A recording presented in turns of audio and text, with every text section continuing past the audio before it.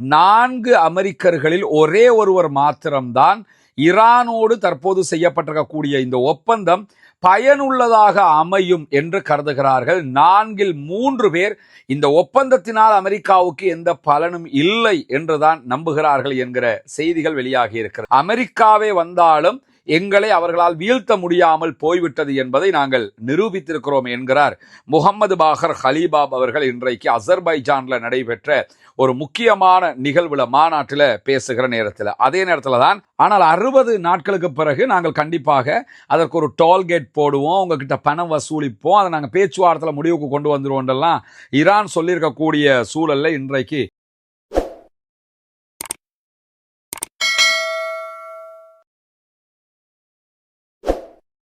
அன்றுக்கினிய சகோதர சகோதரிகளை நம் அனைவர் மீதும் ஏக இறைவனுடைய அமைதியும் கருணையும் உண்டாகட்டுமாக என்கிற உயரிய பிரார்த்தனைகளோடு பாலஸ்தீனம் முதலாக ஈரான் வரைக்கும் இஸ்ரேலிய ஆக்கிரமிப்பு இராணுவமும் அமெரிக்காவும் நடத்திய தாக்குதல்கள் தொடர்பான இன்றைய அப்டேட்டினுடைய செய்திகளைத்தான் நம்ம பார்க்க இருக்கிறோம்.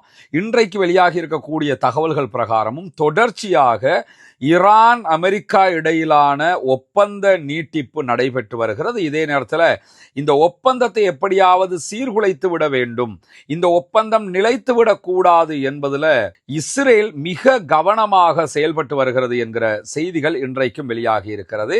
அதிலும் இந்த ஒப்பந்தத்தை சீர்குலைத்து ஒன்றோ அமெரிக்கா மீண்டும் ஈரானை தாக்க வேண்டும், இல்லை என்று சொன்னால் இந்த ஒப்பந்தம் நடைமுறைக்கு வரக்கூடாது, இந்த 2ல் ஒன்றையாவது செய்துவிட வேண்டும் என்பதுதான் இஸ்ரேலிய ஆக்கிரமிப்பாளர்களுடைய திட்டவட்டமான செயல்பாடாக இருக்கிறது என்பதை நாம புரிந்து கொள்ள முடிகிறது. இந்த நிலையில தான் இன்றைக்கு வெளியாகி இருக்கக்கூடிய செய்திகள் பிரகாரம் அமெரிக்காவில் ஒரு கருத்து கணிப்பீடு எடுக்கப்பட்டிருக்கிறது. அதன்படி 4 அமெரிக்கர்களில் ஒரே ஒருவர் மாத்திரம்தான் ஈரானோடு தற்போது செய்யப்பட்டிருக்கக்கூடிய இந்த ஒப்பந்தம் பயனுள்ளதாக அமையும் என்று கருதுகிறார்கள். 4ல் 3 பேர் இந்த ஒப்பந்தத்தினால் அமெரிக்காவுக்கு எந்த பலனும் இல்லை என்றுதான் நம்புகிறார்கள் என்கிற செய்திகள் வெளியாகி இருக்கிறது. எனவே ஈரான் மீதான அமெரிக்காவினுடைய தாக்குதல்கள் படுதோல்வி அடைந்திருக்கின்றன என்பதற்கு அமெரிக்கர்களுடைய இந்த ஸ்டேட்மெண்டே மிக முக்கியமான ஒன்றாக பார்க்கப்படுகிறது. ராய்ட்டர் வெளியிட்டிருக்கக்கூடிய தகவல்கள் பிரகாரம் அமெரிக்கர்களில் 24% பேர் மட்டுமே ஈரானுடனான யுத்தம் அதனுடைய இழப்புகளுக்கு மதிப்பளிக்கிறது என்று சொல்லி இருக்கிறார்கள். நம்ம அமெரிக்கா நிறைய இழந்திருக்கிறோம், ஆனால் அந்த இழப்புக்கு ஒரு பெருமதி இருக்குது அப்படின்னு சொல்லி வெறும் 24% மக்கள் மாத்திரம்தான் அமெரிக்காவை நம்புகிறார்கள். மீதி இருக்கக்கூடிய அத்தனை பேருமே இந்த இழப்புகள் நமக்கு இழப்புகள் மட்டும்தான், இதனால எந்த பலனுமே கிடையாது, நம்ம இந்த யுத்தத்தில் தோல்வி அடைந்திருக்கிறோம் என்பதை ஒப்புக்கொண்டிருக்கிறார்கள் என்கிற செய்திகளை நம்ம பார்க்க முடிகிறது. எனவே சுருக்கமாக அமெரிக்கர்களில் 4 பேரில் 3 பேர் அமெரிக்கா தோல்வி அடைந்திருக்கிறது என்பதை ஒப்புக்கொள்ளுகிற விதமாக இந்த கருத்து கணிப்பீடுகள் அமைந்திருக்கக்கூடிய சூழல்ல தான் ஈரான் மீதான அமெரிக்க இஸ்ரேலிய யுத்தத்தை அமெரிக்கா முடிவுக்கு கொண்டு வருகிற இந்த ஒப்பந்தம் என்பது அமெரிக்காவினுடைய தோல்வி பிரகடனம் அப்படின்னு சொல்லி இன்றைக்கு ஈரானுடைய பாராளுமன்ற சபாநாயகர் முகமது பாகர் ஹலீபாப் வெளியிட்டிருக்கக்கூடிய அறிவிப்புல சொல்லி இருக்கிறத நம்ம பார்க்க முடியும். பாகர் ஹலீபாப் இன்றைக்கு அசர்பைஜான்ல நடைபெற்ற ஒரு மாநாட்டிலே மக்களுக்கு மத்தியிலே உரையாற்றி இருக்கிறார். அதிலே பேசும்போதுதான் என்ன சொல்றாருன்னு கேட்டா, இன்றைக்கு நாங்கள் ஒரு மாபெரும் வெற்றியை அடைந்திருக்கிறோம், அதிலும் அமெரிக்காவுடனான இந்த ஒப்பந்தம் என்பது அமெரிக்காவும் இஸ்ரேலும் ஈரானை தோற்கடிக்க வந்து அவர்களே தோல்வி அடைந்திருக்கிறார்கள் என்பதை உலகுக்கு சொல்லுகிற விதமான மிக தெளிவான தோல்வி பிரகடன ஒப்பந்தம் அப்படின்னு சொல்லி இந்த ஒப்பந்தத்தை பத்தி அவர் சொல்லியிருக்கக்கூடிய நிலையில தான் ஈரானியர்கள் வெறுமனே இந்த யுத்தத்துல அவங்க சொன்னதை கேட்டு இந்த யுத்தம் முடிவுக்கு வரல. ஈரானியர்கள் இஸ்லாமாபாத்தோடு செய்து கொண்டிருக்கக்கூடிய இந்த ஒப்பந்தம் என்பது அமெரிக்காவினுடைய அழுத்தத்தினால் கொண்டு வரப்பட்ட ஒன்று அல்ல. ஈரானியர்களுடைய வீரத்தை வெளியிலே காட்டியிருக்கிறோம், எங்களுடைய சக்தியை நாங்கள் உலகுக்கு காட்டியிருக்கிறோம், பவரை வெளிப்படுத்தி இருக்கிறோம். அமெரிக்காவே வந்தாலும் எங்களை அவர்களால் வீழ்த்த முடியாமல் போய்விட்டது என்பதை நாங்கள் நிரூபித்திருக்கிறோம் என்கிறார் முகமது பாகர் ஹலீபாப் அவர்கள் இன்றைக்கு அசர்பைஜான்ல நடைபெற்ற ஒரு முக்கியமான நிகழ்வுல மாநாட்டில் பேசுகிற நேரத்தில். அதே நேரத்தில் தான் இன்றைக்கும் தெற்கு லெபனான் பகுதிகளில் இஸ்ரேலிய ஆளில்லா விமான தாக்குதல்கள் நடத்திய தாக்குதல்களில் 2 அப்பாவிகள் கொல்லப்பட்டிருக்கிறார்கள் என்கிற செய்திகள் வெளியாகி இருக்கிறது. ஒப்பந்த பிரகாரம் லெபனான்ல எந்த விதமான தாக்குதல்களையும் இஸ்ரேல் நடத்தக்கூடாது என்பதுதான். ஆனால் ஏதோ ஒரு வகையில மீண்டும் மீண்டும் அவர்கள் லெபனானுக்குள்ள தாக்குதல்களை நடத்தி கொண்டே இருக்கிறார்கள். எப்படியாவது ஈரானுடனான அமெரிக்காவினுடைய இந்த ஒப்பந்தத்தை சீர்குலைக்க வேண்டும் என்பதுதான் அவர்களுடைய மிக தெளிவான திட்டமாக இருக்கக்கூடிய சூழல்ல தான் தெற்கு லெபனானுடைய நபாதியே பகுதிகளில் தான் இன்றைக்கு இஸ்ரேலிய ஆளில்லா விமான தாக்குதல்கள் நடத்தப்பட்டிருக்கிறது. 2 பேர் கொல்லப்பட்டிருக்கிறார்கள், ஷஹீதாகி இருக்கிறார்கள் என்கிற செய்திகளும் வெளியாகி இருக்கிறது. இந்த நிலையில தான் முடக்கப்பட்டிருக்கக்கூடிய ஈரானுடைய சொத்துக்களை விடுவிக்க போகிறோம் என்று அமெரிக்கா ஆல்ரெடி அறிவிச்சிட்டாங்க. ட்ரெஷரி பொண்டையும் அவங்க ரிலீஸ் பண்ணி இருக்கிறாங்க என்கிற செய்திகள் எல்லாம் வெளியாகி இருக்கிறது. அதே மாதிரி இருந்து யாரும் பெட்ரோலிய உற்பத்தி பொருட்களை வாங்க முடியும், க்ரூட் ஆயில வாங்கலாம், எதனாலும் நீங்க வாங்கலாம் என்று சொல்லி அதற்குரிய அனுமதியையும் அவங்க வெளிப்படையாக கொடுத்திருக்கக்கூடிய சூழல்ல ஒரு கேள்வி அமெரிக்காவுக்குள்ள எழுகிறது. என்னன்னா, நீங்க இந்த சொத்துக்களை எப்படி கொடுக்க போறீங்க? ஈரானுடைய ஃபண்டை நீங்க முடக்கி வச்சிருக்கிறீங்க, அதை எப்படி கொடுக்க போறீங்கன்னும் போது இன்றைக்கு அமெரிக்கர்கள் சொல்லக்கூடிய ஒரு செய்தி, கருவூல செயலாளர் சொல்லியிருக்கக்கூடிய ஒரு செய்தி என்னன்னு கேட்டா, நேரடியாக பணமாக நாங்க ஈரானுக்கு கொடுக்காம அவர்களுடைய பணத்திற்கு பதிலாக மருந்துகளையும் உணவுகளையும் கோதுமையையும் சோளகத்தையும் நாங்கள் கொடுப்போம் அப்படின்னு சொல்லியிருக்கிறாங்க.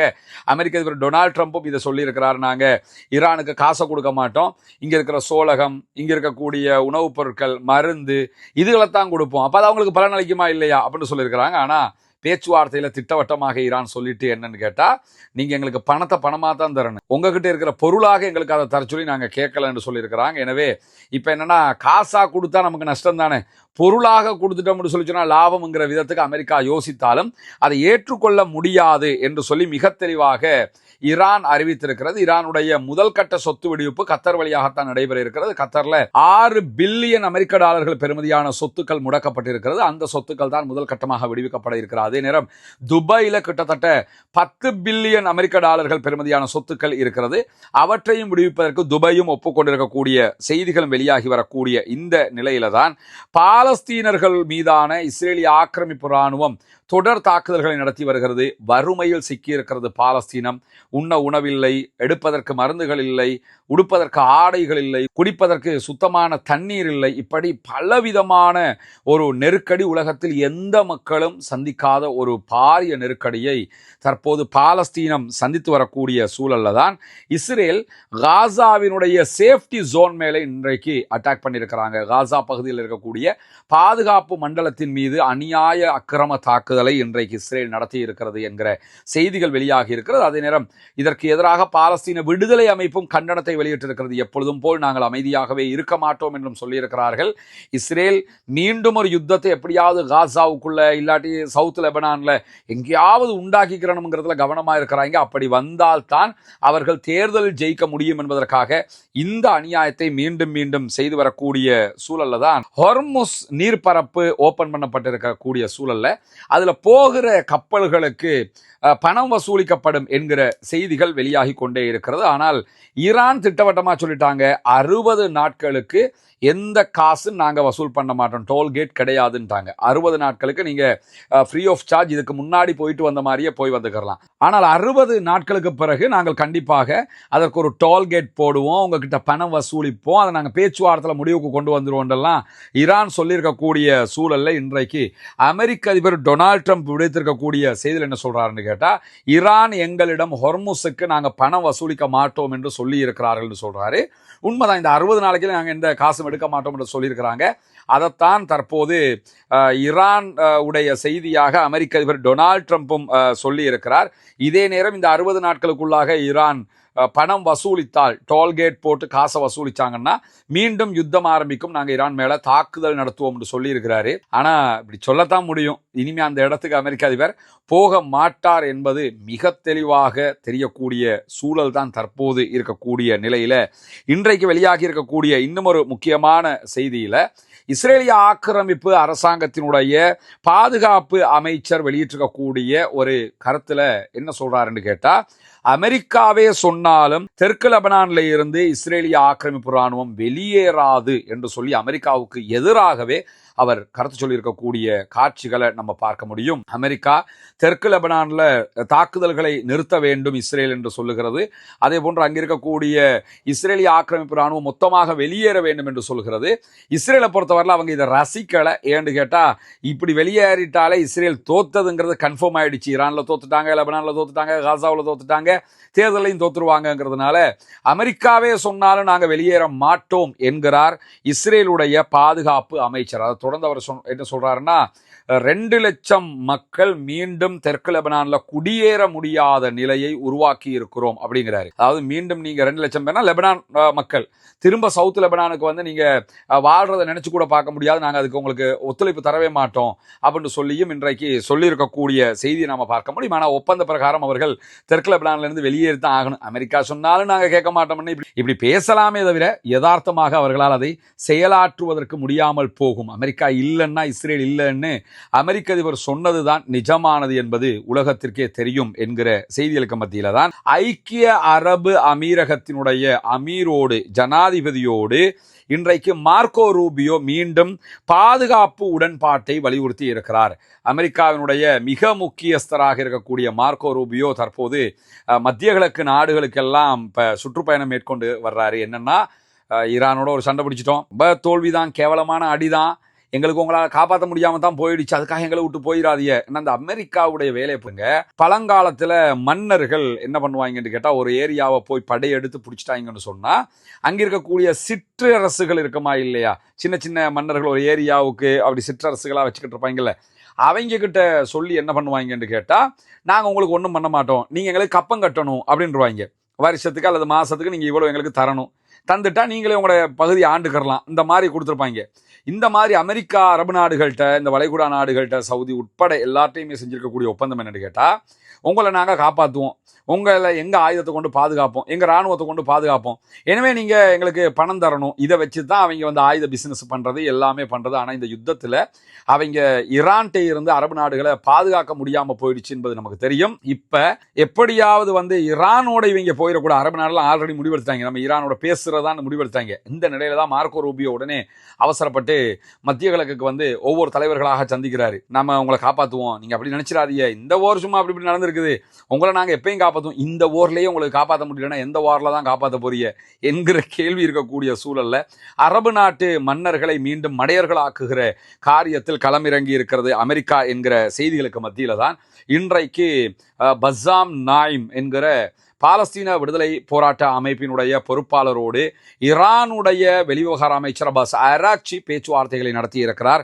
அவர் பேசியிருக்கக்கூடிய செய்திகளில் மிக முக்கியமாக என்ன சொல்லியிருக்கிறார்னு கேட்டா, ஈரானாக நாங்கள் எப்பொழுதும் பாலஸ்தீன மக்கள் பக்கமே இருப்போம், பாலஸ்தீனர்களை கைவிட மாட்டோம், பாலஸ்தீனர்களோடு நாங்கள் நிற்போம், பாலஸ்தீன மீதான இஸ்ரேலிய ஆக்கிரமிப்பு ராணுவத்தினுடைய தொடர் தாக்குதல்களை ஒருபோதும் ஏற்றுக்கொள்ள முடியாது என்று சொல்லியும் தொடர்ந்தும் எங்களுடைய உதவிகள் உங்களுக்கு இருக்கும் என்பதை வெளிப்படையாக சொல்லியிருக்கிறார் அப்பாஸ் அராக்சி என்கிற செய்திகள் வெளியாக இருக்கு. இதெல்லாம் பாலஸ்தீன விவகாரத்தில் ரொம்ப மகிழ்ச்சிக்குரிய செய்திகளாக நம்ம புரிந்து கொள்ள முடியும். எனவே இன்றைக்கு வெளியாக இருக்கக்கூடிய மிக முக்கியமான செய்திகளை தான் உங்களோடு நம்ம பகிர்ந்து கொண்டு இருக்கிறோம். ஒரு வெளியூர் பயணத்தில் இருக்கிறதுனால தான் வீடியோ இந்த வடிவத்தில் வருது. இன்னைக்கு அதை பொறுத்துக்கிறங்க. இன்ஷால்லா நாளைய தினம் அதற்குரிய முறையில் நம்ம வளமை போன்று நம்முடைய வீடியோக்கள் வெளியிடப்படும் என்கிற செய்திகளோடு ஆக்கிரமிப்புகள் ஓய வேண்டும், ஆக்கிரமிப்பாளர்களும் ஓய வேண்டும் என்கிற உயரிய பிரார்த்தனைகளோடு ஆக்கிரமிப்பாளர்களுக்கு எதிராக தொடர்ந்தும் ஜனநாயக ரீதியாக குரல் எழுப்புவோமாக. வாஹ்ரதா வானா அல்ஹம்துலில்லாஹி ரப்பில் ஆலமீன்.